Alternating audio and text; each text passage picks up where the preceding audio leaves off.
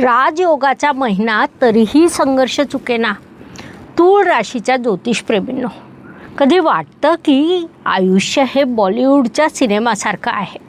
कधी रोमांस, कधी ड्रामा, कधी ॲक्शन तर कधी कॉमेडी. हा नोव्हेंबर महिना तुमच्यासाठी तसाच असणार आहे. भाग्य आणि शुभसंकेत या दृष्टीने विचार केला असता तूळ जातकांसाठी हा महिना अनेक शुभसंकेतांनी परिपूर्ण भरलेला आहे. त्यात प्रामुख्याने सांगायचं झाल्यास तूळ रास ही या महिन्यात अत्यंत भाग्यवान रास म्हणता येईल. कारण तुमचे राशीस्वामी शुक्रदेव राशीत बसून मालव्य राजयोग निर्माण करीत आहे, जो पंचमहापुरुष योगापैकी अत्यंत मोठा राजयोग मानला जातो.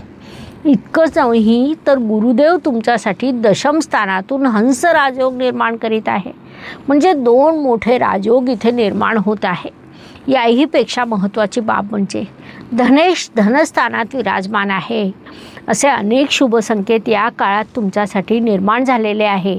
त्यापासून अत्यंत शुभ परिणाम प्राप्त होतील. काळाचा सदुपयोग करून घ्या.